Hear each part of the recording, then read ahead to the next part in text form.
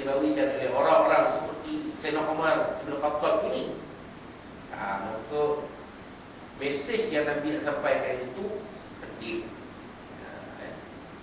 Jadi baik kita lihat apa yang diperkatakan oleh Sayyidina Umar bin Khattab radhiyallahu anhu. Ada Rasulullah sallallahu alaihi wasallam qala, bahwasanya Rasulullah sallallahu alaihi wasallam telah bersabda, "Idza qala al-muadzin Allahu akbar, fa qala ahadukum Allahu akbar." Apabila muadzin melaungkan Allahu akbar, maka jawablah salah seorang daripada kamu, sesiapa di antara kamu, Allahu akbar. Jadi maknanya mesej dia bila melakukan Allahu akbar, maka jawablah Allahu akbar. Jangan jawab Allah Maha Besar ataupun Allah Maha Gede. Sedia orang Jawa, Allah Maha Gede. Ini tak kena kan? Kan?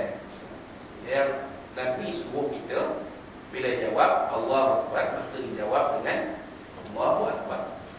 Faqala asyhadu an la ilaha illallah, qala asyhadu an la ilaha illallah. Thumma qala asyhadu anna Muhammadar Rasulullah, qala asyhadu anna Muhammadar Rasulullah. Bila Bilal muazzin melaungkan asyhadu an la ilaha illallah, maka kita pun sahut asyhadu an la ilaha illallah. Tengok, ketika azan, bila kita jawab, kita memperbaharui iman kita. Bila melakukan asyhadu anna Muhammadar Rasulullah, kita pun ikut sekali asyhadu anna Muhammadar Rasulullah. Bila memperbaharui imannya, kita pun sekali memperbaharui iman kita. 5 kali sehari kita memperbaharui iman kita. Macam tadi juga, bila kita tahlil la ilaha illallah, la ilaha illallah, kita memperbaharui iman kita. Pagi-pagi lagi, asbahna ala fitratil Islam, berpagi-pagi kami dengan fitrah Islam. Asbahna ala fitratil Islam wa kalimatul ikhlas. Berpagi-pagi kita jemput kalimah ikhlas. Kalimah ikhlas tu apa dia? Inilah dia, asyhadu an la ilaha illallah, asyhadu anna Muhammadar Rasulullah, la ilaha illallah, la ilaha illallah. Kan? Wa ala dini Muhammad sallallahu alaihi wasallam, wa ala dini Sayyidina Muhammad sallallahu alaihi wasallam. Berpagi-pagi kita dengan agama Rasulullah sallallahu alaihi wasallam. Banyak kita berpagi-pagi dengan benda lain. Berpagi-pagi dengan IC lah, berpagi-pagi dengan senam robik lah. Bukanlah salah senam robik tu, tapi dia dahulukan itu daripada sembahyang subuh. Sembahyang subuh payah nak bangkit, senam robik boleh bangkit. Tai Chi boleh bangkit. Tai Chi tu Cina, non-Muslim memanglah order dia. Ini kita orang kita ni. Baik. Qala ala salah, faqala la hawla wala quwwata illa billahil azim. Bila muazzin melakukan hayya ala salah, kita jawab la hawla wala quwwata illa billahil azim. Inilah yang menjadi sandaran ulama mazhab Syafi'i. Kalau ulama mazhab lain, dia pakai hadis lain pula. Nanti kita akan tengok. Seperti tuan-tuan, kalau tuan-tuan menunjukkan haji atau umrah, dengar sudah jawab azan, bila hayya ala solat, dia punya hayya ala solat juga. Tuan-tuan jangan fikir kering. Ini ajaran sesat mana. So nanti kita jumpa hadis lain. Kita jumpa hadis lain yang menunjukkan bahawa adanya Nabi SAW mengajarkan jawab yang seperti itu. Tapi mazhab Syafi'i pakai hadis ini. Kan? Thumma qala 'ala al-falah qala la hawla wala quwwata illa billahil azim. Itu juga hayya 'ala al-falah. Kita jawab la hawla wala quwwata illa billahil azim. Tiada daya dan tiada upaya melainkan dengan kehendak Allah Subhanahu wa taala. Memang kita ni semua dalam qudrah dan iradah Allah Subhanahu wa taala.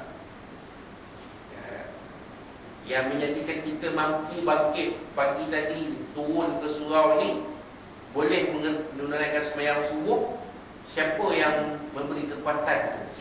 Allah Subhanahu wa ta'ala. Sedangkan beberapa ramai yang di luar sana tak bangkit pun. Kerana apa? Kerana hari cuti. Lagi-lagi kalau besok isteri kejut, bangun subuh, kebetulan pada subuh tak ada pula pagi Ahad di surau kita. Ahad.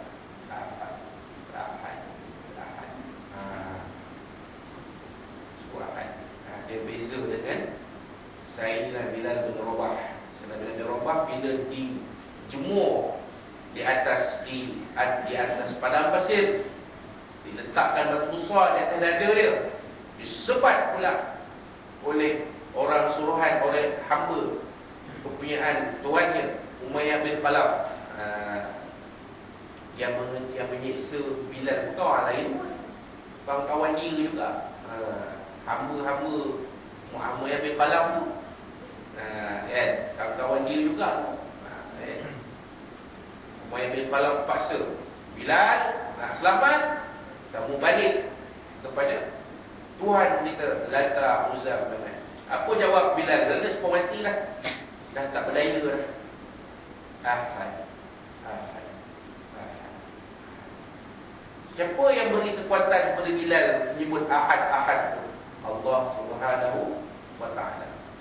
Siapa yang menghendaki Bilal boleh menyebut Ahad tu? Allah Subhanahu wa ta'ala. Sebab itulah kita menyebut la hawla wa la quwwata illa billahil azim.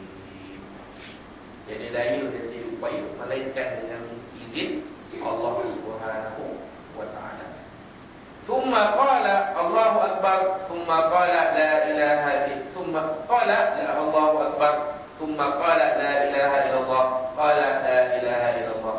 Kemudian bila muazzin melakukan Allahu akbar, dijawab Allahu akbar juga, la ilaha illallah, la ilaha illallah juga yang disambut min qalbi, daripada hati seluruhnya. Kata Nabi SAW, dakhala jannah, dia akan masuk syurga Allah Subhanahu wa ta'ala. Itu kata Nabi. Kita faham, sebab kerana kita berpandu kepada pemahaman ulama, kita berpandu kepada apa yang ditulis oleh Syekh Dr. Yusuf Al-Qaradawi dalam bukunya, dalam kitabnya Kaifa Nata'amal Bis-Sunnatin Nabawiyah, bagaimana kita berinteraksi dengan sunnah Nabi, barulah kita faham maksud Nabi ini. Bukan Nabi kata kalau jawab azan tak payah buat benda lain masuk syurga.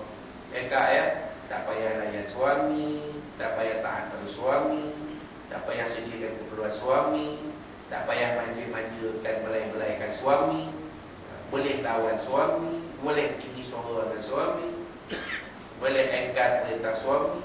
Tak apa ustaz, saya jawab azan dah masuk syurga. Tidak.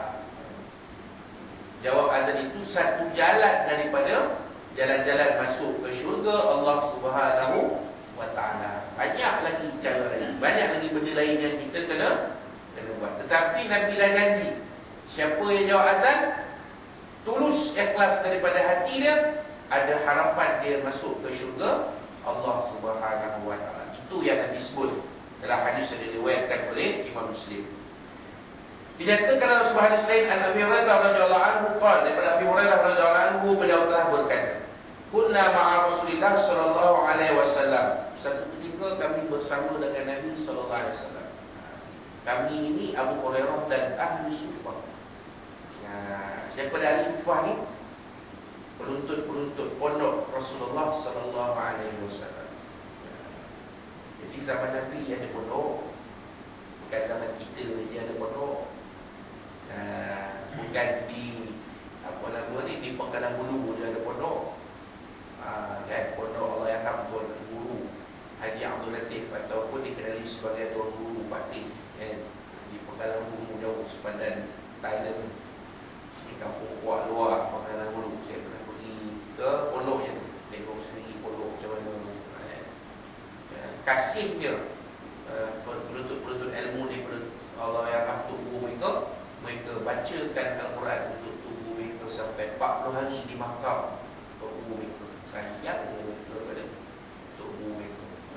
Tubuh mereka ni apa kata, sangat berdedikasi. Kan?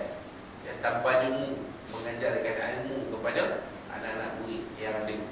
Kan? Tu ahli sufah ni ialah penuntut ilmu pada zaman Rasulullah sallallahu alaihi wasallam. Mereka duduk di masjid Nabi. Tak duduk mana? Mereka duduk masjid Nabi, ngaji, baca Quran, belajar ilmu. Selalu ikut pengajian Nabi sallallahu alaihi wasallam. Siapa yang biaya pengajian mereka ni? Para sahabat radhiyallahu anhu. Jadi mereka ni bukan golongan yang, kalau kita baca setengah buku, golongan yang baik, yang minta-minta kepada sahabat-sahabat Nabi. Mereka ni orang yang menuntut ilmu, tuan-tuan dan puan-puan. Salah seorangnya Abu Hurairah radhiyallahu anhu. Jadi kata Hurairah, kunna ma'a Rasulillah sallallahu alaihi wasallam. Satu ketika kami bersama dengan Nabi sallallahu alaihi wasallam. Orang ahli sufah ni duduk sama dengan Nabi. Ya. Di masjid. Sahabat-sahabat yang lain yang bekerja dan bertani, berkebun